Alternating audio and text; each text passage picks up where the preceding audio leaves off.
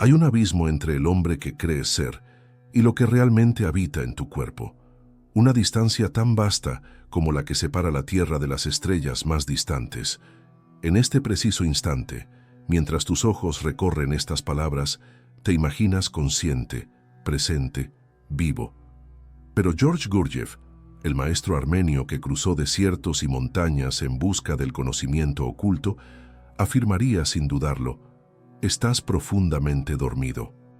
No en el sentido banal de cerrar los ojos en la cama, sino en un estado de hipnosis perpetua, donde cada gesto, cada pensamiento, cada emoción que te atribuyes no es más que una reacción mecánica a fuerzas invisibles que manipulan tu existencia como un titiritero manipula marionetas.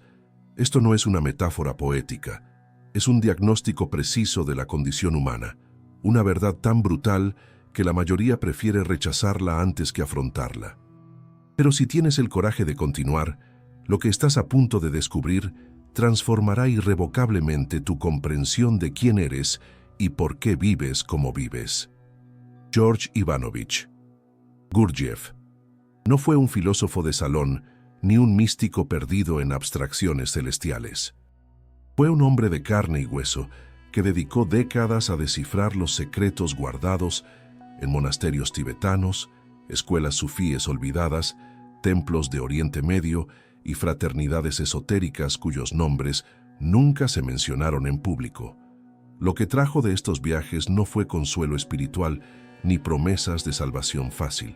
Fue un sistema completo, científico e implacable para la transformación de la conciencia humana. Un método que él llamó el cuarto camino, diferente del camino del fakir, que domina el cuerpo mediante el sufrimiento, el camino del monje que cultiva la emoción mediante la devoción y el camino del yogi que desarrolla la mente mediante la concentración. El cuarto camino exige la transformación simultánea de los tres centros que componen al ser humano: el cuerpo, el corazón y el intelecto. Y esta transformación no ocurre en un monasterio aislado del mundo, sino en el fuego mismo de la vida cotidiana, donde cada situación se convierte en un laboratorio, cada desafío se convierte en alquimia. La primera revelación que Gurdjieff ofrece a quienes se acercan a sus enseñanzas es devastadora por su simplicidad. No existes como una sola entidad. En tu interior no reside un yo permanente, sino una multitud caótica de yoes más pequeños que se alternan en el control según las circunstancias. Por la mañana, un yo promete empezar una dieta. Por la tarde, otro yo devora un pastel entero y olvida por completo la promesa matutina. Por la noche, un tercer yo siente remordimiento, mientras que un cuarto ya está planeando cómo evitar el ejercicio físico al día siguiente. Cada uno de estos fragmentos se identifica temporalmente contigo. Habla en tu nombre, usa tu voz para decir quiero, pienso, siento. Pero ninguno de ellos posee autoridad real. Ninguno mantiene el control más que unos minutos u horas. Esta es la pluralidad interior, la Babilonia psicológica donde diferentes idiomas hablan simultáneamente y no es posible la verdadera comprensión. Gurdjieff observaba a sus estudiantes con una mirada penetrante que parecía radiografiar capas invisibles de la psique y decía: no puedes hacer nada, todo simplemente sucede a través de ti. Esta afirmación no era pesimismo, sino un diagnóstico preciso de la condición mecánica en que vive la humanidad. Pero ¿por qué vivimos así? ¿Por qué nacemos en este estado de fragmentación e inconsciencia? Aquí Gurdjieff introduce conceptos que evocan las cosmologías más antiguas y secretas de la humanidad. En el principio, enseña, solo existía el absoluto, la unidad anterior a toda manifestación, la nada que contiene todo. De esta fuente inexpresable, por razones que trascienden la comprensión humana, la creación emanó mediante leyes fundamentales que rigen todos los niveles de la existencia. La más importante de estas leyes es la ley de tres, también conocida como la ley de las tríadas. Todo lo que existe, todo lo que sucede en el universo visible e invisible, resulta del encuentro de tres fuerzas: la fuerza activa, o afirmativa, la fuerza pasiva o negativa, y la fuerza neutralizadora o reconciliadora. Cuando dos fuerzas se encuentran sin la presencia de la tercera, no ocurre nada. Solo cuando las tres convergen en el mismo punto, en el mismo momento, es posible una nueva creación. El fuego quema la madera, pero solo en presencia de oxígeno, que actúa como fuerza neutralizadora. El hombre desea a la mujer y la mujer al hombre, pero solo cuando el amor actúa como una tercera fuerza puede nacer un niño. Esta ley opera en todos los niveles, desde el microcosmos hasta el macrocosmos, desde el átomo hasta las galaxias, desde la formación de un pensamiento hasta la evolución de civilizaciones enteras. Junto a la ley del 3 existe la ley del 7, también llamada ley de las octavas, que rige todos los procesos de desarrollo. Así como una escala musical progresa de do a través de 7 notas, todo movimiento ascendente o descendente en el universo sigue esta misma estructura. Pero aquí reside un secreto crucial que explica por qué tantos esfuerzos humanos fracasan, por qué tantos proyectos comienzan con entusiasmo y terminan en abandono, por qué civilizaciones enteras se desmoronan cuando parecen estar en la cima de su poder. Entre las notas mi y fa, y de nuevo entre ellas y do, hay intervalos donde la octava se desvía naturalmente de su curso original a menos que reciba un impulso adicional, una inyección consciente de energía que la mantenga en el camino correcto. Estos intervalos son puntos críticos, donde todo en movimiento tiende a degenerar o desviarse. ¿Cuántos de tus sueños han muerto precisamente en estos puntos? ¿Cuántas veces has comenzado algo con absoluta determinación solo para descubrir, semanas después, que el impulso simplemente se desvaneció sin saber por qué? No fue falta de voluntad, fue desconocimiento de la ley. No reconociste la brecha y no aplicaste el impacto consciente necesario para cruzarla. Gurdjieff no transmitió estas enseñanzas mediante conferencias abstractas. Creó métodos prácticos, ejercicios específicos que obligaban a sus estudiantes a confrontar su naturaleza mecánica. Los movimientos sagrados que trajo de sus viajes a Oriente son un ejemplo perfecto. Secuencias complejas de gestos, posturas y ritmos que desafían la coordinación habitual del cuerpo y exigen una presencia absoluta. Cuando intentas realizar un movimiento sagrado, cuando tu brazo derecho debe seguir un patrón, mientras que el izquierdo uno completamente diferente, cuando tus piernas siguen un ritmo y tu torso otro, descubres al instante lo ausente que estás de ti mismo. El cuerpo revela la verdad que la mente oculta. Cada gesto es un jeroglífico viviente, cada postura codifica fuerzas cósmicas, cada secuencia es una oración sin palabras que alinea los centros internos con patrones universales. Aquí no hay lugar para la simulación. Realizas el movimiento correctamente o no. La presencia está ahí o no está. Y en esta brutal honestidad del cuerpo en movimiento, algo comienza a despertar. En el corazón de todo el sistema de Gurdjieff se encuentra un símbolo que él consideraba la clave maestra para comprender todas las leyes universales: el eneagrama. No se trata del eneagrama popularizado por la psicología moderna como herramienta de clasificación de la personalidad, sino del diagrama original que mapea el funcionamiento de los procesos cósmicos. 9 puntos dispuestos en círculo, conectados por líneas específicas que revelan cómo fluyen las fuerzas, dónde se producen las brechas, cómo la ley del 3 y la ley del 7 se entrelazan para producir toda manifestación. Este símbolo no fue inventado por Gurdjieff, lo descubrió en una antigua escuela esotérica y reconoció en él un conocimiento que se había conservado en secreto durante milenios. Cada punto del eneagrama representa una etapa en cualquier proceso, en cualquier desarrollo. Las líneas internas muestran las conexiones ocultas, los caminos que recorre la energía. Estudiar el eneagrama no se trata de memorizar un dibujo, se trata de aprender a ver la estructura invisible que sustenta la realidad visible. Se trata de desarrollar una visión de rayos X de la existencia. Pero, ¿de qué sirve conocer estas leyes si permaneces dormido? Gurdjieff enfatizó repetidamente: El conocimiento sin ser es vacío y el ser sin conocimiento es ciego. El hombre verdadero necesita desarrollar ambos simultáneamente.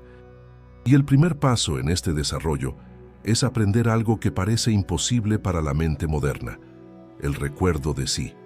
Ahora mismo estás leyendo estas palabras, pero ¿eres consciente de que estás leyendo? ¿Puedes mantener simultáneamente la atención en el texto y en ti mismo como lector?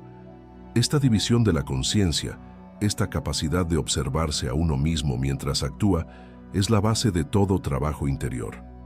La mayoría de las personas pasan toda su vida completamente identificadas con lo que hacen.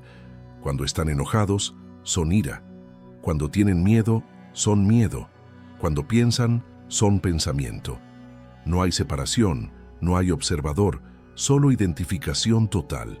Pero cuando aprendes a recordarte a ti mismo, cuando puedes estar presente como testigo de tu propia experiencia, algo fundamental cambia. Creas un espacio interior, una distancia entre el verdadero yo y las reacciones mecánicas. Y en este espacio, por primera vez, emerge la posibilidad de una elección real. Ahora la pregunta que arde silenciosamente se vuelve inevitable. Si este conocimiento existe, si estas leyes han sido descubiertas, ¿por qué la humanidad permanece dormida? ¿Por qué tan pocos despiertan? Gurdjieff tenía una respuesta para esto y no ofrece ningún consuelo. La razón por la que la humanidad permanece dormida no es accidental, es estructural. Gurdjieff explicó que vivimos en un universo donde todo tiene un propósito, donde cada nivel de existencia alimenta al superior. La Tierra, dijo, es un organismo vivo que necesita ciertas energías para su propia evolución cósmica, y la humanidad dormida produce exactamente el tipo de energía que este organismo requiere. Cuando miles de millones de seres humanos viven en un estado de total identificación con sus emociones mecánicas, cuando pasan toda su vida oscilando entre el miedo y el deseo, la ira y la frustración, la esperanza y la desesperación, generan vibraciones específicas que son absorbidas y utilizadas por fuerzas superiores que ni siquiera perciben. Esto no es una teoría de la conspiración cósmica, sino una descripción de cómo funciona la economía energética del universo. Eres como una batería que produce electricidad mediante reacciones químicas inconscientes, y mientras permanezcas inconsciente, seguirás cumpliendo perfectamente este propósito. El despertar no beneficia a los mecanismos cósmicos que dependen de tu sueño. Al contrario, todo en la estructura de la vida cotidiana está organizado para mantenerte exactamente donde estás. Observa tu propia vida por un momento.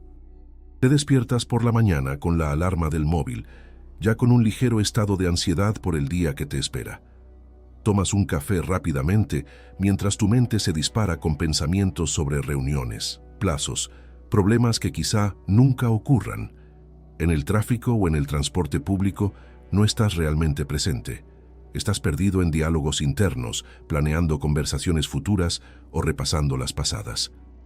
En el trabajo, realizas tareas que tu cuerpo conoce tan bien que tu conciencia apenas necesita intervenir. Respondes correos electrónicos automáticamente, dices sí y no sin pensar, sonríes cuando se espera, frunces el ceño cuando corresponde. Todo esto sucede sin que un yo real esté presente, es pura mecánica.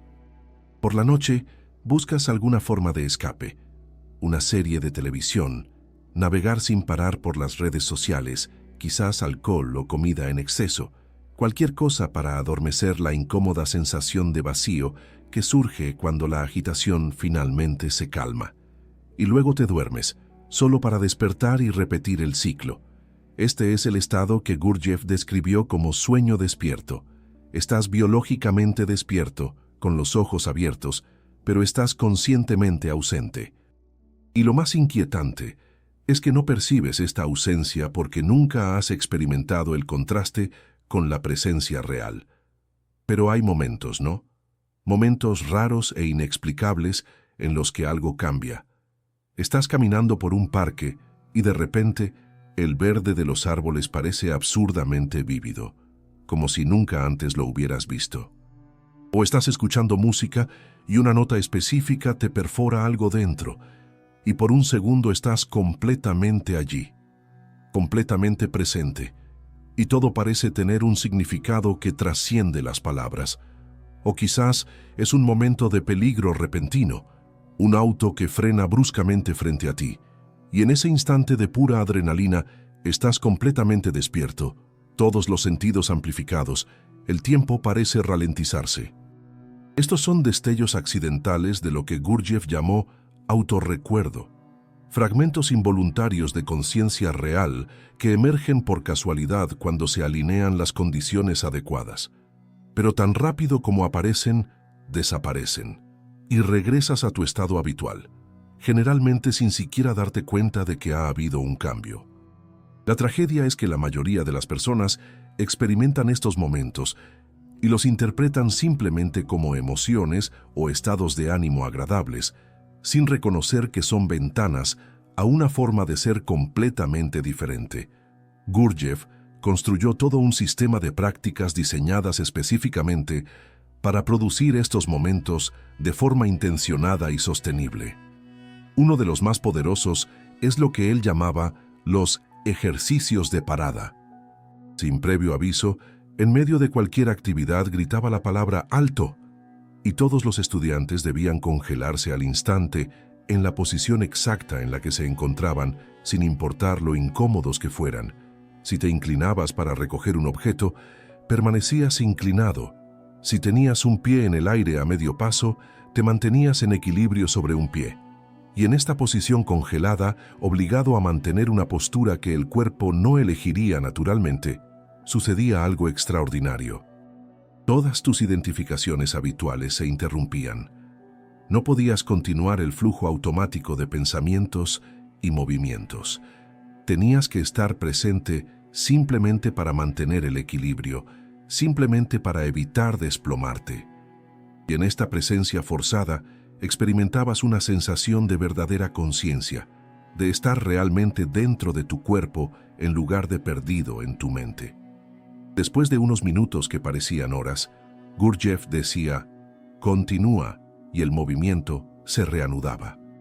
Pero algo había cambiado. Habías visto, aunque fuera brevemente, el contraste entre estar presente y estar ausente, y una vez que ves este contraste, ya no puedes fingir que no lo sabes. Otro aspecto crucial de la enseñanza de Gurdjieff fue su enfoque incansable en el sufrimiento intencional frente al sufrimiento mecánico. La humanidad, observó, sufre constantemente sin propósito. Sufre porque se identifica con cada pequeño revés, cada incomodidad, cada herida del ego. Este sufrimiento solo produce más sufrimiento. Es como una rueda que gira en vano, desperdiciando energía sin llegar a ninguna parte. Pero existe otro tipo de sufrimiento, el sufrimiento consciente, que se elige deliberadamente como parte del trabajo de transformación. Cuando te obligas a permanecer presente en una situación que normalmente te haría reaccionar mecánicamente, cuando observas tu ira o tu miedo sin identificarte con ellos, sin expresarlos ni reprimirlos, simplemente observando como un científico observa un fenómeno, estás practicando el sufrimiento intencional. Y este tipo de sufrimiento tiene poder alquímico. Transforma la energía bruta de las emociones negativas en algo de mayor calidad, en combustible para el despertar. Esta es una verdad que prácticamente todos los caminos espirituales reconocen, pero pocos explican con la brutal claridad de Gurdjieff. No se puede evolucionar sin fricción, y la fricción duele. Pero aquí encontramos una peligrosa paradoja, una trampa dentro de la propia práctica espiritual, porque el ego, esa multiplicidad de pequeños yoes que habitan tu psique, es extraordinariamente adaptable. Cuando empiezas a trabajar en ti mismo, cuando empiezas a meditar, a practicar la presencia o a estudiar enseñanzas esotéricas, el ego no desaparece simplemente. Se apropia de la práctica, se convierte en el buscador espiritual, y este nuevo yo espiritual puede ser aún más sutil y peligroso que los yoes anteriores, porque se viste con las ropas de la iluminación mientras permanece fundamentalmente mecánico. Empiezas a identificarte como alguien despierto en un mundo de gente dormida. Te sientes superior porque meditas, porque comprendes conceptos que otros no entienden, porque tienes experiencias que otros no tienen. Esta superioridad espiritual es exactamente el tipo de ilusión que Gurdjieff advirtió que era la última barrera antes de la verdadera transformación. Porque mientras crees que eres especial por estar en el camino espiritual, solo estás alimentando otro aspecto del ego. Y un ego espiritual es infinitamente más difícil de reconocer y disolver que un ego ordinario. Gurdjieff tenía métodos específicos para destruir estas ilusiones espirituales en sus estudiantes. Creaba deliberadamente situaciones que herían el ego espiritual, exponiendo su vanidad disfrazada de humildad. Si un estudiante se enorgullecía de su capacidad para controlar las emociones negativas, Gurdjieff lo provocaba deliberadamente hasta que explotaba de ira, revelando que el control era mera represión. Si un estudiante se consideraba compasivo y amoroso, Gurdjieff creaba situaciones que revelaban su juicio oculto y su necesidad de sentirse moralmente superior.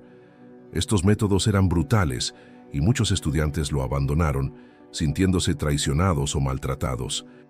Pero los que permanecieron finalmente comprendieron el don oculto de estas provocaciones. Gurdjieff no atacaba quienes eran realmente. Atacaba quienes creían ser, destruyendo las falsas imágenes que impedían que el verdadero yo emergiera. Como un escultor que retira el mármol para revelar la estatua oculta dentro de la piedra, eliminaba capas de ilusión para exponer la verdadera esencia. Y aquí llegamos al punto más inquietante de toda la enseñanza. Porque si todo en ti es mecánico, si todos tus pensamientos son pensados por ti en lugar de para ti, si todas tus emociones son reacciones automáticas a estímulos externos, si todas tus acciones están determinadas por fuerzas que no controlas, entonces, ¿quién o qué eres realmente? Esta pregunta no es filosófica, es existencial. Cuando Gurdjieff dijo que el hombre no tiene alma, pero puede desarrollarla, señalaba esta devastadora verdad: solo eres potencial. Naces como una máquina biológica programada por la genética y el condicionamiento. El alma, la verdadera individualidad, el yo permanente que sobrevive a la muerte del cuerpo, no se da automáticamente. Necesita construirse mediante trabajo consciente y sufrimiento intencional. La mayoría de las personas mueren sin haber desarrollado un alma. Sus vidas fueron solo sueños mecánicos que terminan en nada.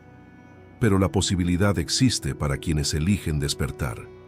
La pregunta es, ¿posees el coraje necesario para enfrentar el vacío que existe donde crees que existe un yo? ¿Estás dispuesto a destruir todas tus cómodas certezas sobre quién eres? El coraje necesario para afrontar el vacío no es algo que se posea de forma natural. Debe cultivarse, forjarse en el fuego de la incesante autoobservación. Gurdjieff describió al ser humano como poseedor de 3 centros o 3 cerebros que operan de forma independiente y a menudo contradictoria. El centro intelectual procesa pensamientos, conceptos y análisis. El centro emocional experimenta sentimientos, estados de ánimo y afectivos. El centro motor gobierna los movimientos físicos, los instintos corporales y los hábitos arraigados en los músculos. En la mayoría de las personas, estos 3 centros funcionan en completa desarmonía, cada uno robando energía de los demás, cada uno operando con el combustible equivocado. Es como intentar conducir un coche usando gasolina en el compartimento del aceite y aceite en el depósito de gasolina. El vehículo puede moverse, pero de forma errática, ineficiente y destructiva. Y finalmente, todo se derrumba. Esta desarmonía interna no solo es incómoda, sino que impide categóricamente cualquier posibilidad de desarrollo real. Considera cómo se manifiesta esto en tu vida diaria. Decides intelectualmente que vas a empezar a hacer ejercicio con regularidad. El centro intelectual crea un plan perfecto, investiga los mejores ejercicios e incluso puede que compre ropa adecuada. Pero cuando llega el momento de hacer ejercicio, El centro motor está condicionado por años de sedentarismo. Cada movimiento resulta incómodo y el centro emocional reacciona con aversión a la incomodidad. En cuestión de días o semanas, abandonas el proyecto o piensa en lo contrario. Algo provoca una intensa respuesta emocional en ti. Alguien dice algo que hiere tu orgullo. El centro emocional estalla de indignación, pero el centro intelectual inmediatamente empieza a construir justificaciones racionales para esta emoción, transformando una sensación mecánica en una elaborada filosofía sobre por qué tú tienes razón y el otro no. Y el centro motor ya está tenso, con los músculos contraídos, la mandíbula apretada, preparándose para la confrontación o la huida. Cada centro alimenta el desequilibrio de los demás, creando un círculo vicioso de reactividad. La persona promedio vive completamente a merced de estos ciclos, completamente inconsciente de que está siendo controlada por fuerzas internas que nunca ha aprendido a observar y mucho menos a controlar. La genialidad del sistema de Gurdjieff reside en su enfoque simultáneo a los tres centros. Los movimientos sagrados desafían al centro motor de maneras que el cuerpo nunca antes había experimentado, forzándolo a salir de sus patrones habituales. El estudio de la cosmología y las leyes universales nutre el centro intelectual con material que trasciende el conocimiento común, ampliando su capacidad de percibir patrones y conexiones. Y el trabajo emocional, quizás el más difícil de todos, implica la observación consciente de los estados emocionales sin identificación, sin expresión automática, sin supresión. Pero esto es lo que la mayoría de la gente no entiende sobre este trabajo.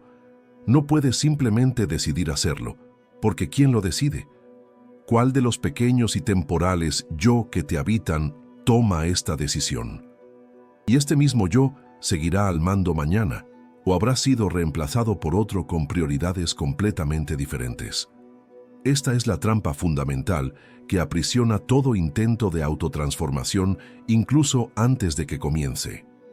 Necesitas un yo permanente para realizar un trabajo constante, pero solo puedes desarrollar un yo permanente mediante el trabajo constante. ¿Cómo escapar de este círculo vicioso? Gurdjieff ofreció una solución radical que pocos estaban dispuestos a aceptar. No puedes hacer este trabajo solo. Necesitas una escuela, un maestro, condiciones objetivamente organizadas que generen la presión suficiente para forzar tu presencia, incluso cuando no quieres estar presente. Porque en cuanto estás solo, los pequeños yoes que no quieren despertar toman el control y sabotean cada esfuerzo. Tienen 1000 justificaciones convincentes de por qué hoy no es un buen día para practicar, por qué este ejercicio específico no es realmente necesario, por qué ya estás progresando lo suficiente y puedes relajarte un poco. Y estas voces son tan convincentes porque suenan exactamente como tú. Usan tu propia voz interior, tus propios patrones de pensamiento. ¿Cómo distinguir entre una racionalización del ego y una evaluación genuina? No puedes, al menos al principio. Necesitas un espejo externo objetivo, alguien que pueda ver tus patrones mecánicos con una claridad que aún no posees. Este es el papel del maestro y la escuela, no como autoridades a las que se debe obedecer ciegamente, sino como instrumentos que te reflejan su propia naturaleza mecánica hasta que ya no puedas negarla. Pero ¿qué pasa con quienes no tienen acceso a un maestro vivo, a una escuela organizada según los principios de Gurdjieff? Esta es la situación de la gran mayoría de los buscadores modernos. Aquí reside un tremendo peligro y también una posibilidad oculta. El peligro es que, sin una guía externa objetiva, inevitablemente caerás en las trampas del ego espiritual, malinterpretarás las experiencias, confundirás estados temporales con logros permanentes y, en esencia, darás vueltas en círculo durante años o décadas creyendo que progresas cuando solo estás refinando tus ilusiones. Gurdjieff fue absolutamente claro al respecto. Afirmó que el trabajo sin formación produce, en el mejor de los casos, resultados muy limitados y, en el peor, crea personas peligrosamente desequilibradas que creen tener poderes o conocimientos que no poseen. Pero la posibilidad oculta, rara vez mencionada, pero implícita en toda enseñanza esotérica genuina, es que la vida cotidiana puede convertirse en tu escuela si aprendes a usarla correctamente. Toda situación difícil es un ejercicio de presencia. Cada persona que te irrita es un espejo que muestra algo de ti mismo. Cada fracaso en mantener una resolución es una demostración de tu multiplicidad interior. La pregunta no es si existen oportunidades para despertar. Existen en abundancia en todo momento. La pregunta es si estás lo suficientemente presente para reconocerlas y aprovecharlas. Aquí encontramos uno de los conceptos más profundos y menos comprendidos de todo el sistema: la idea de los choques conscientes. ¿Recuerdan la ley de las octavas? Cómo todo proceso en desarrollo encuentra intervalos donde se desvía o degenera naturalmente sin una inyección adicional de energía. Estos intervalos ocurren no solo en procesos externos, como proyectos o relaciones, sino también dentro del propio trabajo espiritual. Empiezas con gran entusiasmo, practicas diligentemente durante semanas y luego, imperceptiblemente, el entusiasmo se desvanece. Las prácticas se vuelven mecánicas. Estás realizando los movimientos externos, pero la cualidad interna ha desaparecido. Esto es un intervalo, y a menos que apliques un choque consciente, algo que interrumpa la desviación y redirija la energía, el trabajo simplemente morirá, como tantos otros esfuerzos anteriores. ¿Pero qué constituye un choque consciente? Puede ser tan simple como cambiar radicalmente tu rutina de práctica justo cuando empieza a resultarte cómoda. Puede ser buscar deliberadamente situaciones que desafíen tus patrones habituales de reacción. Puede ser compartir tu trabajo con otros creando una responsabilidad externa. O podría ser algo más radical: un ayuno prolongado, una vigilia nocturna, una práctica física que lleve al cuerpo más allá de sus límites habituales. Lo crucial es que el shock debe provenir de una intención consciente, no de circunstancias externas, y debe ser preciso en el momento, aplicándose justo cuando surge la brecha. Pero incluso comprendiendo todo esto intelectualmente, incluso acumulando vastos conocimientos sobre las leyes universales y la psicología espiritual, se puede permanecer completamente mecánico. Esta es quizás la ironía más amarga del camino. El conocimiento sin un cambio de ser es completamente inútil. Gurdjieff contó una parábola al respecto. Dijo que hay dos prisioneros en celdas separadas. Uno posee todas las herramientas necesarias para escapar: un pico, una cuerda, un mapa de los túneles bajo la prisión. Pero es demasiado débil físicamente para usar el pico, demasiado cobarde emocionalmente para arriesgarse a escapar, y su mente está tan condicionada por el encarcelamiento que ni siquiera considera seriamente escapar. El otro prisionero no tiene herramientas, pero tiene fuerza física, coraje emocional y una determinación mental férrea. ¿Cuál de los dos tiene más posibilidades de escapar? La respuesta obvia es que ninguno puede escapar solo. El primero necesita desarrollar el ser, la capacidad real. El segundo necesita adquirir conocimiento, información objetiva, e idealmente encontrarían la manera de trabajar juntos, combinando conocimiento y ser para lograr lo que ninguno podría lograr por sí solo. Ambos son prisioneros a la vez. Tienen acceso a un conocimiento espiritual que sus antepasados ni siquiera podían imaginar, bibliotecas enteras de sabiduría esotérica a su alcance. Pero, ¿son proporcionales a este conocimiento? ¿Han transformado la información en verdadera habilidad? ¿O simplemente coleccionan conceptos como trofeos que demuestran su sofisticación espiritual sin cambiar de esencia? La verdadera transformación, insistía Gurdjieff, siempre es objetivamente verificable. Si has cambiado de verdad, se manifestará en circunstancias concretas. Reaccionarás de forma diferente a las provocaciones que antes te hacían estallar. Mantendrás la presencia en situaciones que antes te hacían desmoronar. Realizarás acciones difíciles que antes posponías indefinidamente. Si nada ha cambiado en tu vida práctica, entonces nada ha cambiado en ti. Sin importar cuántas experiencias místicas creas haber tenido, cuántas visiones hayas tenido en la meditación, cuántas intuiciones profundas hayan surgido durante los retiros. Estas experiencias pueden ser válidas, pero si no han producido un cambio permanente en el funcionamiento ordinario de la conciencia, entonces fueron meros sueños de mayor calidad, no un verdadero despertar. Y aquí radica la última y más sofisticada trampa antes de la verdadera cristalización del ser: la confusión entre las experiencias espirituales y la transformación espiritual. Como el ego ama las experiencias, éstas lo hacen sentir especial, significativo, elegido. Pero la transformación aterroriza al ego porque significa su disolución. Así que puedes pasar décadas persiguiendo experiencias cada vez más intensas y exóticas, llamándolo viaje espiritual, cuando en realidad solo estás evitando el único trabajo que importa. Hay un ejercicio que Gurdjieff propuso a sus estudiantes que parece absurdamente simple a primera vista, pero resulta casi imposible en la práctica. Les pidió que se observaran continuamente durante solo 1 hora, manteniendo la atención dividida entre lo que hacían externamente y lo que sucedía internamente, sin juicios, sin modificaciones, solo pura observación. La mayoría no pudo mantener esta observación por más de unos segundos antes de quedar completamente absorbido por pensamientos, emociones o actividad externa. Algunos lograron unos minutos con gran esfuerzo. Prácticamente nadie pudo lograr 1 hora completa. Y este fracaso no era un signo de debilidad individual, era una demostración de la profundidad del sueño en el que vivimos. Porque si realmente no puedes observarte continuamente durante 60 minutos, ¿qué revela eso exactamente sobre el grado de control que tienes sobre tu propia consciencia?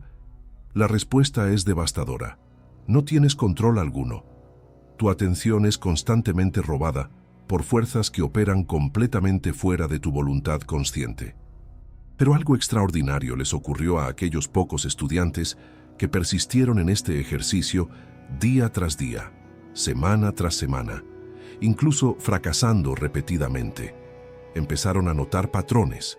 Descubrieron que ciertos tipos de pensamientos surgían en momentos específicos del día, que ciertas emociones no eran desencadenadas por eventos externos reales, sino por asociaciones internas que trascendían el umbral de la conciencia.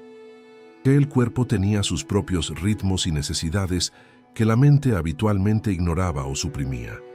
Y aún más inquietante, empezaron a comprender que lo que llamaban yo era en realidad una sucesión de personajes diferentes, cada uno con su propia voz, sus propias prioridades, su propia versión de la realidad.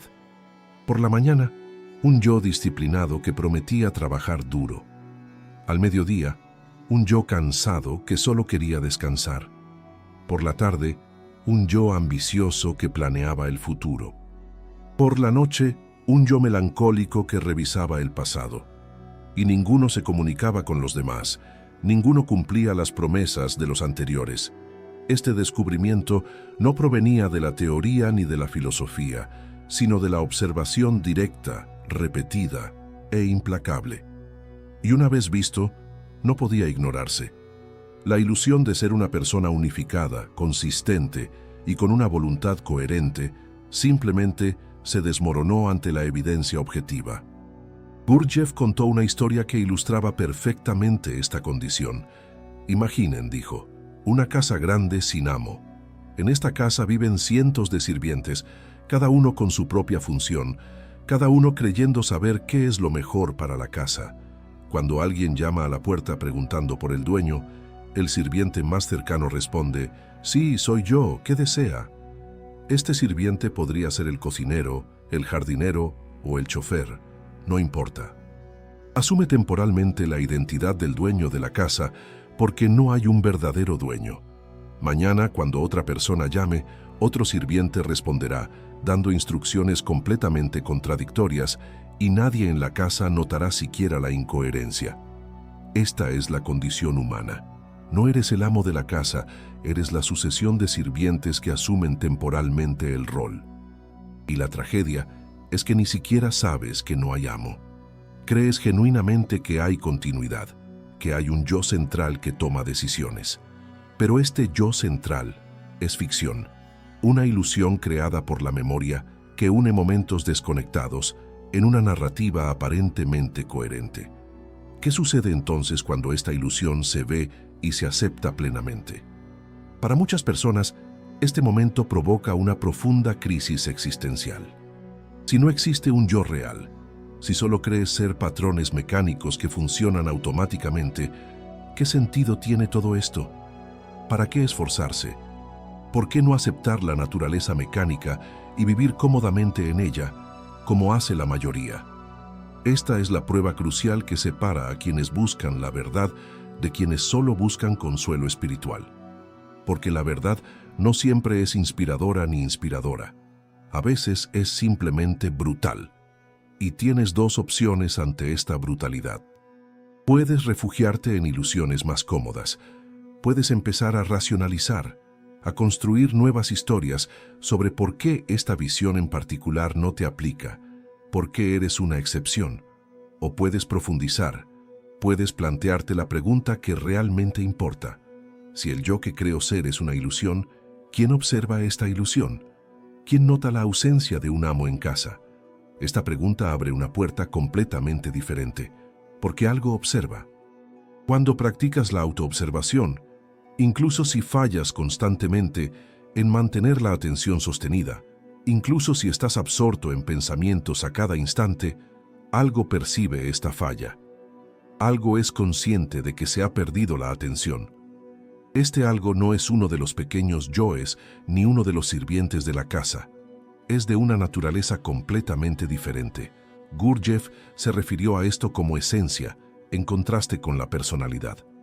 La personalidad es todo lo adquirido, aprendido, condicionado por la cultura, la educación y las experiencias. Es la máscara social, el conjunto de comportamientos apropiados, las opiniones prestadas, las reacciones automáticas.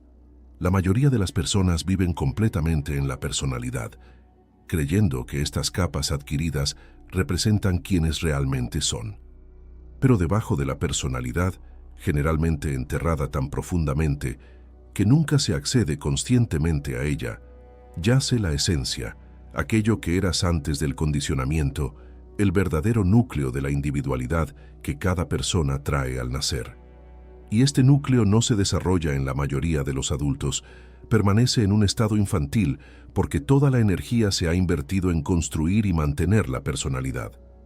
El trabajo de Gurdjieff busca revertir esta dinámica, no eliminando la personalidad, necesaria para funcionar en el mundo, sino desarrollando la esencia hasta el punto de que se convierta en la verdadera dueña de la casa, sirviendo la personalidad como una herramienta útil en lugar de un tirano inconsciente.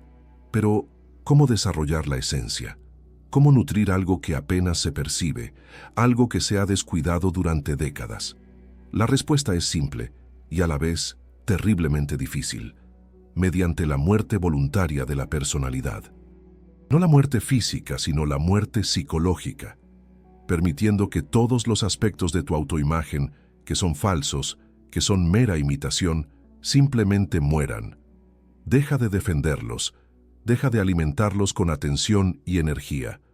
Y esto incluye incluso tu identidad espiritual, tu imagen de buscador, de persona despierta o en proceso de despertar. Estas también son máscaras, quizás más sutiles que las máscaras sociales comunes, pero máscaras al fin y al cabo. Gurdjieff tenía un concepto que llamó amor propio, que no significa lo que solemos pensar cuando escuchamos el término.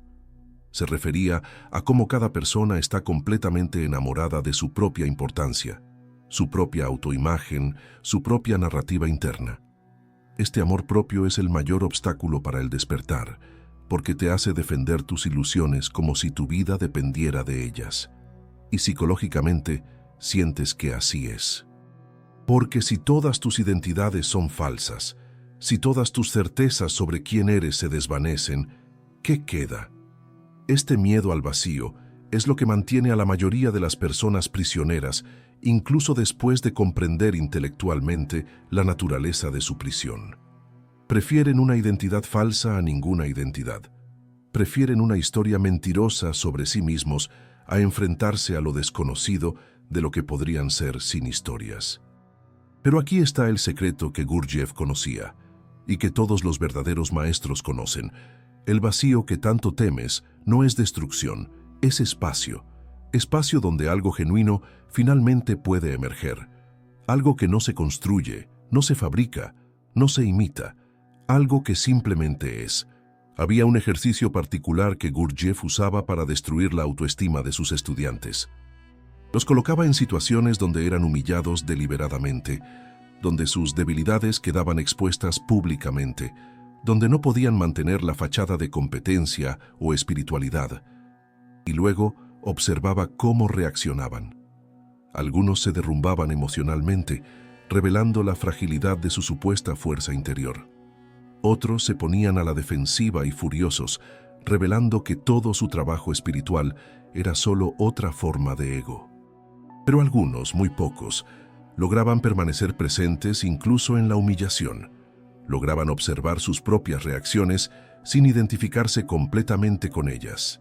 Y a estos les reconocía como poseedores de verdadero potencial, porque habían demostrado la capacidad de morir psicológicamente, sin perder la conciencia. Habían demostrado que podían sobrevivir a la destrucción de su autoimagen. Y esta capacidad es absolutamente esencial, porque el camino hacia el verdadero despertar pasa inevitablemente por múltiples muertes. Cada nivel de ilusión debe morir antes de poder acceder al siguiente nivel más profundo. Y la muerte más difícil de todas no es la muerte del pecador, sino la muerte del santo. La muerte de la identidad espiritual que se cree despierta, porque esta identidad es la última barrera, la defensa más sofisticada que el ego construye contra su propia disolución. La muerte psicológica que Gurdjieff exigía a sus estudiantes no se produjo en un momento dramático de iluminación repentina.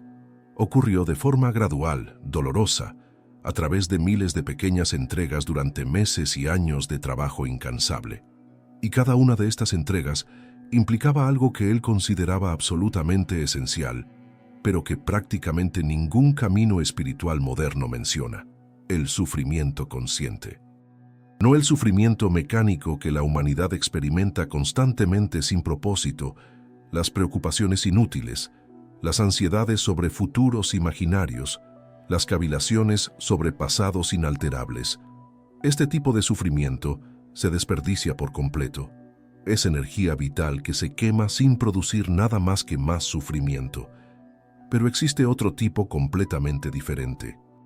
Cuando te encuentras en una situación que provoca una fuerte reacción emocional negativa, ya sea ira, miedo, vergüenza o envidia, y en lugar de expresar automáticamente esta emoción o reprimirla mecánicamente, simplemente la observas sin hacer nada, manteniendo la atención consciente en la sensación física del cuerpo, en los pensamientos que surgen intentando justificarla, en el impulso casi irresistible de actuar. Estás practicando el sufrimiento consciente. Y esto literalmente quema como fuego. Cada fibra de tu ser desea reaccionar, hacer algo para aliviar la tensión insoportable, pero permaneces presente, permitiendo que la energía de la emoción se sienta por completo sin descargarse.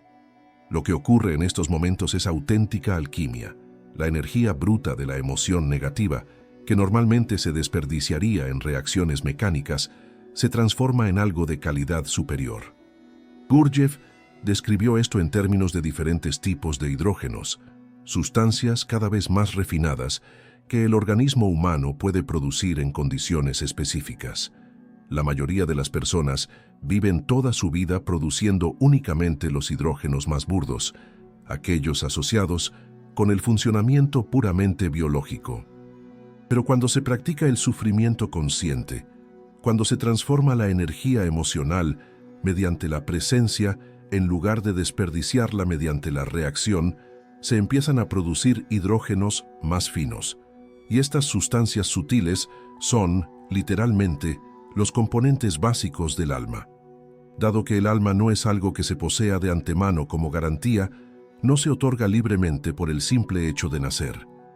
El alma necesita construirse, cristalizarse mediante un esfuerzo consciente repetido a lo largo del tiempo. Y la mayoría de las personas mueren sin haber construido jamás un alma. Su conciencia simplemente se disuelve tras la muerte física porque no había una estructura permanente sobre la que sobrevivir. Esta es quizás la verdad más aterradora de todo el sistema de Gurdjieff. La inmortalidad no está garantizada, hay que ganársela. Pero ¿cómo funciona exactamente este proceso de cristalización? Imagina agua en constante movimiento, fluyendo constantemente, cambiando de forma según el recipiente que la contiene. Esta agua puede congelarse temporalmente cuando baja la temperatura, pero en cuanto se calienta vuelve a su estado líquido, sin una forma permanente. Esta es la conciencia ordinaria, fluida, moldeada por las circunstancias, sin estructura propia. Pero si aplicas presión y temperatura específicas repetidamente a lo largo del tiempo, el agua puede transformarse en hielo permanente, puede cristalizarse en una estructura que mantiene su forma independientemente de las condiciones externas. Esta cristalización es lo que ocurre cuando practicas la presencia consciente, con constancia e intensidad suficientes. Cada momento de recuerdo de sí, cada instancia de sufrimiento consciente, cada ejercicio realizado con total atención, añade una molécula a esta estructura cristalina en formación. Inicialmente, la estructura es tan frágil que cualquier emoción intensa o circunstancia desafiante la disuelve de inmediato. Pero con la práctica persistente, se vuelve más sólida, más capaz de resistir impactos, hasta que finalmente posees un centro de gravedad permanente que no cambia con cada viento emocional o pensamiento pasajero. Aquí debemos confrontar algo que la espiritualidad moderna rara vez admite. Este proceso es extremadamente difícil y extremadamente inusual. Gurdjieff estimó que solo una de cada 10.000 personas posee un verdadero desarrollo interior, e incluso entre quienes buscan activamente el despertar, la gran mayoría simplemente da vueltas en círculo, acumulando experiencias y conocimientos, pero sin cristalizarlos realmente. ¿Por qué?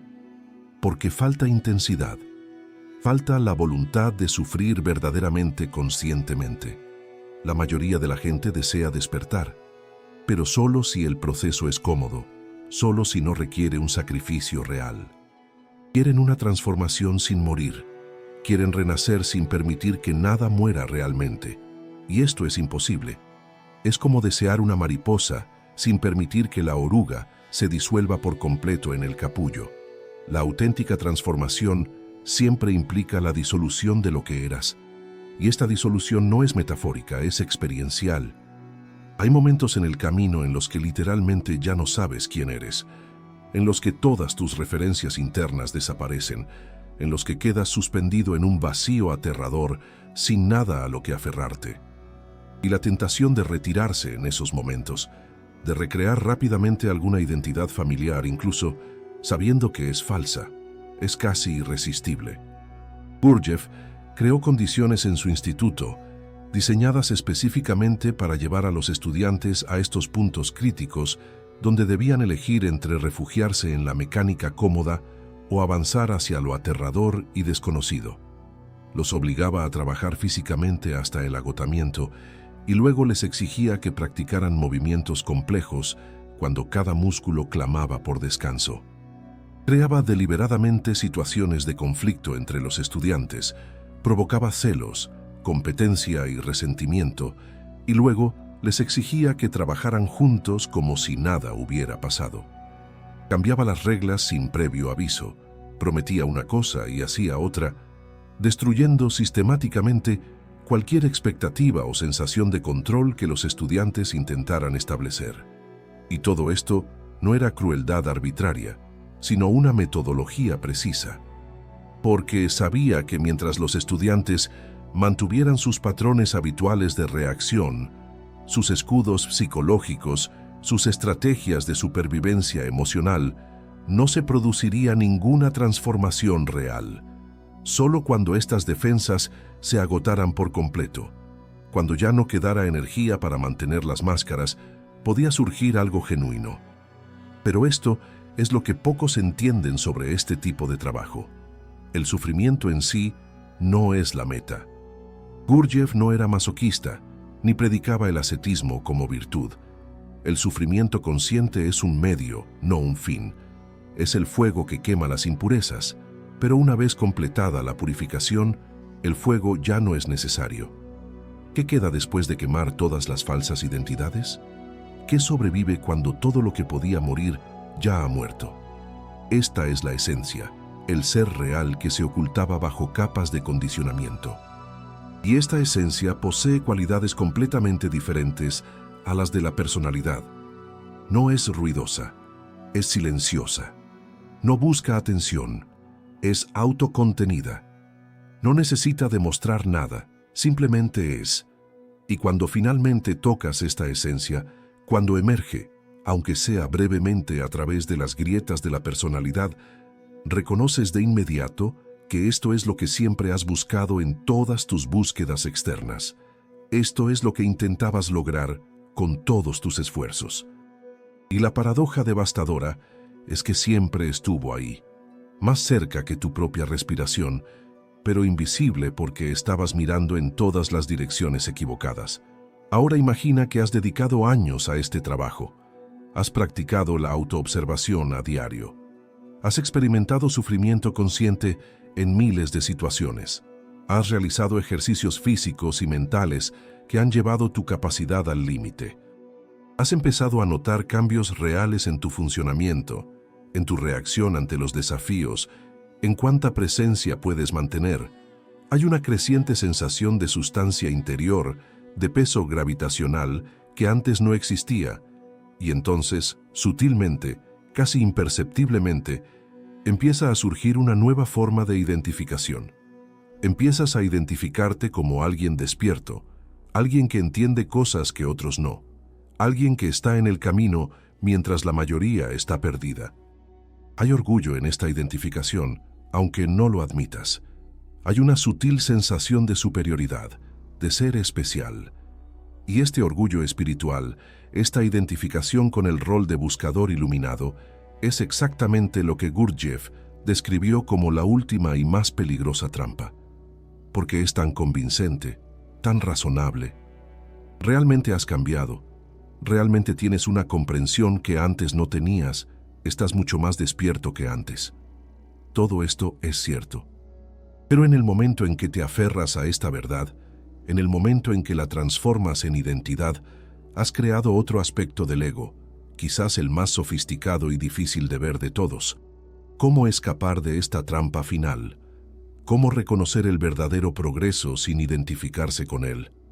La respuesta de Gurdjieff fue a la vez simple y profundamente paradójica. Necesitas morir incluso a tu identidad espiritual.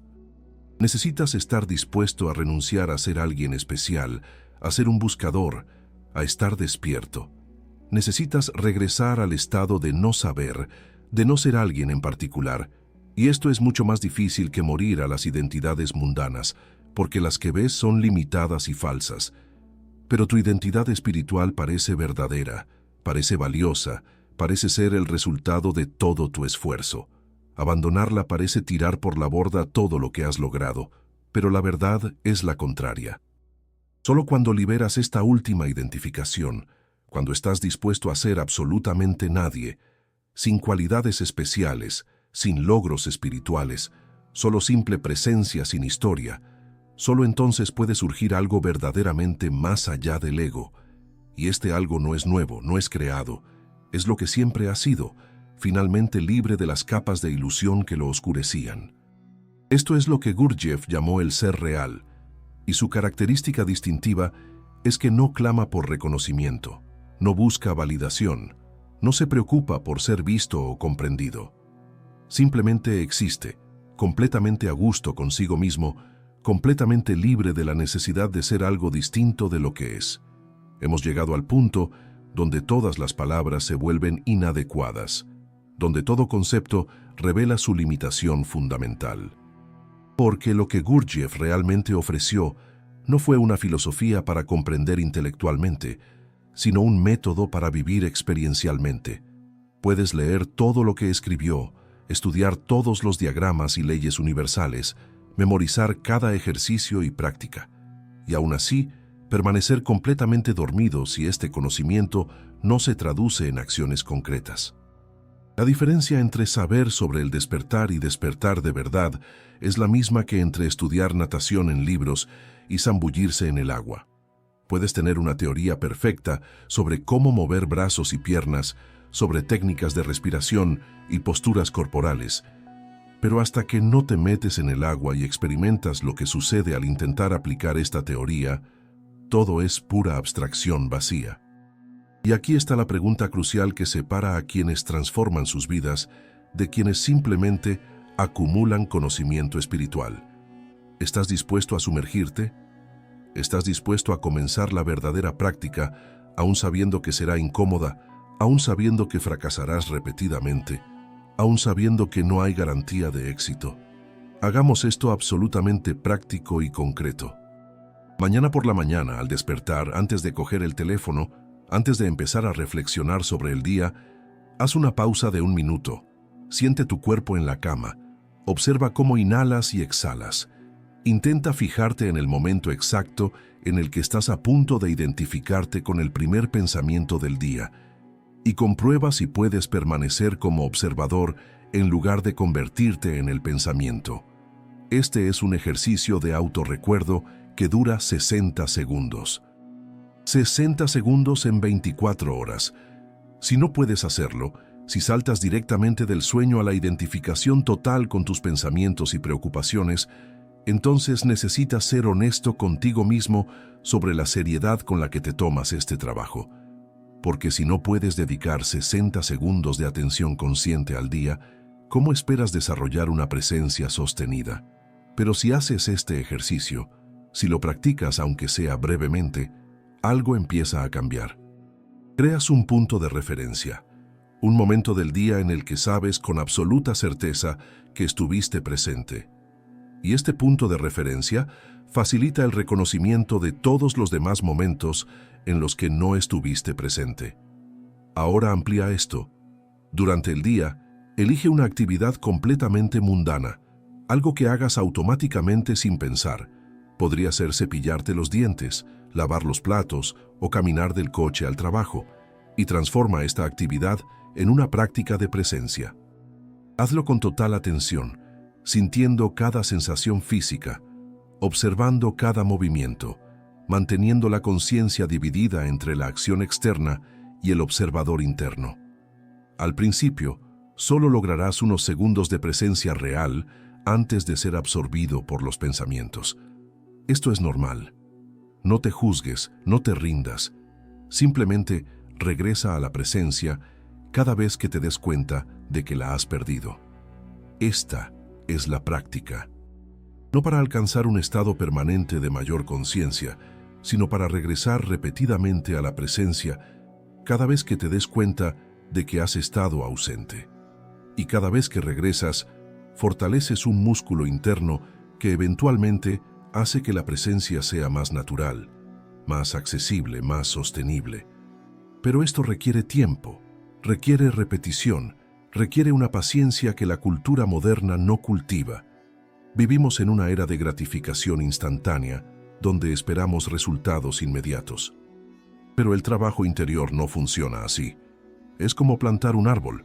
No se ve un crecimiento visible día tras día, pero si la riegas con regularidad y la cuidas con paciencia, con el tiempo crecerá algo sustancial. Aquí tienes otro ejercicio que revelará al instante tu grado de naturaleza mecánica. La próxima vez que alguien te critique o te contradiga, la próxima vez que algo te irrite o te frustre, no reacciones de inmediato. Haz una pausa de solo 3 segundos antes de responder. 3 segundos en los que observes la reacción emocional que surge en tu interior, en los que sientas el impulso de defenderte o atacar, pero no actúes según ese impulso. Solo 3 segundos de espacio consciente entre el estímulo y la respuesta. Esto te resultará extraordinariamente difícil, porque toda tu biología, toda tu programación psicológica, todo tu historial de condicionamiento exige una respuesta inmediata. La emoción quiere expresarse ahora, El pensamiento quiere justificarse ahora. El cuerpo quiere actuar ahora. Y estás pidiendo solo 3 segundos de pausa. Si puedes hacer esto, aunque sea una vez, habrás experimentado directamente lo que Gurdjieff llamó la no identificación. Habrás creado una separación entre quién eres realmente y las reacciones mecánicas que normalmente te controlan. Y una vez que hayas experimentado esta separación, una vez que sepas que es posible, ya no podrás fingir una inconsciencia completa. Ahora tienes una responsabilidad. Esta palabra, responsabilidad, es crucial, porque a medida que despiertas, a medida que desarrollas una presencia real y empiezas a ver tus propios mecanismos y los de los demás, te vuelves responsable de maneras que antes no lo eras. Ya no puedes culpar a las circunstancias externas por tus reacciones emocionales, cuando sabes que éstas son automáticas y que tienes la capacidad de observarlas sin identificarte con ellas. Ya no puedes fingir ser víctima de tus pensamientos cuando sabes que los pensamientos son solo fenómenos que aparecen en la conciencia y que no necesitas creer en todos ellos. Ya no puedes vivir en piloto automático, alegando ignorancia cuando ya has experimentado lo que significa estar presente. Y esta mayor responsabilidad puede parecer una carga. En cierto modo es más fácil vivir dormido, donde todo simplemente sucede y puedes sentirte impotente ante las fuerzas de la vida. Pero la verdad es que esta responsabilidad es libertad, porque solo cuando reconoces que tus reacciones son tuyas, que tus estados internos son tu responsabilidad, obtienes el poder de cambiarlos. Gurdjieff fue implacable en este punto. Dijo que mientras culpes a las circunstancias externas, mientras esperes a que el mundo cambie para ser feliz o estar en paz, permanecerás esclavizado. Pero en el momento en que reconoces que tu estado interior es tu responsabilidad, independientemente de lo que suceda externamente, te liberas.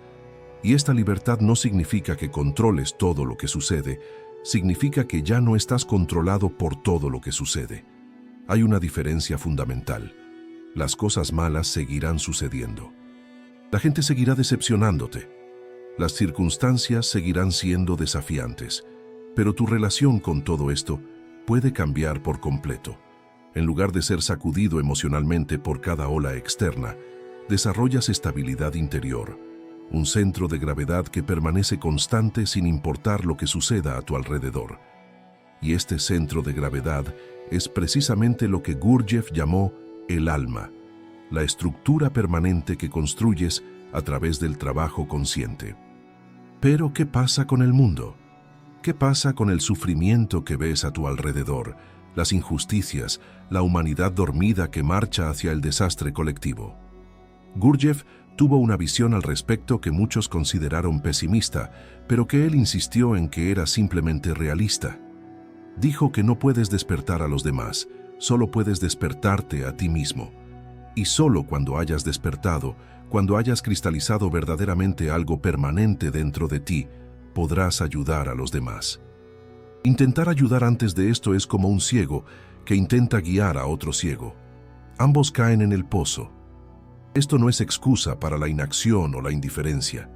Es reconocer que la ayuda más efectiva que puedes ofrecer al mundo es estar verdaderamente presente, verdaderamente consciente, verdaderamente libre de tus propios mecanismos, porque entonces te conviertes en un ejemplo vivo, una demostración de que la transformación es posible. Tu sola presencia afecta a los demás de maneras que las palabras nunca podrían, y eventualmente, aquellos que estén listos para despertar se sentirán naturalmente atraídos por lo que te has convertido. Así que, aquí está la llamada final, la pregunta definitiva que determinará si todo lo que has leído aquí tendrá un impacto real en tu vida o solo será más conocimiento olvidado. ¿Comenzarás? No mañana, no cuando las circunstancias sean más favorables, no cuando tengas más tiempo o energía.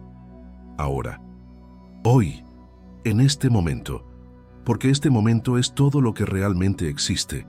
Todo el pasado se fue, todo el futuro es imaginación, solo el ahora es real. Y si no puedes estar presente ahora, nunca estarás presente. La mente siempre tendrá razones para posponer, siempre tendrá justificaciones de por qué no es el momento adecuado. Pero estas son solo voces de los pequeños yo que no quieren cambiar, que quieren mantenerte cómodamente dormido. ¿Reconoces estas voces ahora? ¿Puedes verlas como lo que son, mecanismos de autoconservación del ego, no la verdad sobre tus capacidades? Empieza poco a poco. No intentes revolucionar toda tu vida de golpe. Elige un ejercicio, solo uno. Quizás sean 60 segundos de presencia al despertar. Quizás sea transformar una actividad mundana en una práctica de atención plena. Quizás sea hacer una pausa de 3 segundos antes de reaccionar emocionalmente. Solo un ejercicio, pero hazlo todos los días durante un mes entero. 30 días de práctica constante. Y observa lo que sucede. No esperes milagros, no esperes una iluminación repentina. Pero observa los pequeños cambios, los momentos en los que te das cuenta de que estás reaccionando de manera diferente, los instantes de presencia que aparecen espontáneamente en situaciones en las que antes habrías estado completamente absorto en tus pensamientos. Estas son las evidencias de que algo real está sucediendo, de que la cristalización está comenzando. Y si quieres profundizar, si reconoces que este trabajo resuena con algo esencial en ti, entonces busca a otros que estén en el mismo camino. Porque Gurdjieff tenía razón. No puedes hacer esto completamente solo. Necesitas espejos. Necesitas personas que puedan ver tus mecánicas cuando estás ciego a ellas. Necesitas un entorno que apoye la transformación en lugar de reforzar el letargo. Este canal existe precisamente para crear este tipo de entorno, para reunir a quienes sienten la llamada del despertar y para ofrecer guías prácticas arraigadas en auténticas tradiciones de transformación. Si lo que encontraste aquí toca algo verdadero dentro de ti, demuéstralo. Deja un comentario compartiendo tu propia experiencia, incluso si es solo el reconocimiento de que ves tus propias mecánicas por primera vez, incluso de forma anónima, si prefieres la privacidad. Cada voz que se expresa fortalece el campo colectivo de conciencia que estamos construyendo juntos. Dale me gusta a este video si te ofreció un valor real, no como un gesto vacío, sino como el reconocimiento de que recibiste algo que valió la pena. Y suscríbete al canal porque esto es solo el comienzo de un viaje mucho más profundo que exploraremos juntos. Recuerda siempre, el despertar no es un destino lejano al que llegarás en el futuro. Es una elección que haces ahora, y ahora otra vez. Cada momento ofrece la oportunidad de estar presente o ausente, de recordarte u olvidarte, de vivir conscientemente o ser vivido mecánicamente. La vida que tendrás dentro de un año, dentro de 10 años, será el resultado directo de las decisiones que tomes en estos momentos aparentemente insignificantes. Así que elige la conciencia, elige la presencia, elige el despertar, no como un ideal abstracto, sino como una práctica concreta. Y recuerda que no estás solo en este camino. Hay otros caminando a tu lado, visibles e invisibles, todos trabajando para recordarle a la humanidad lo que ha olvidado, que somos más que máquinas biológicas que reaccionan mecánicamente, que podemos desarrollar un alma inmortal, que podemos despertar del sueño cósmico y habitar plenamente la vida que se nos ha dado. Este es el legado de Gurdjieff. Esta es la invitación que tienes ante ti ahora. La única pregunta que importa es, ¿aceptas?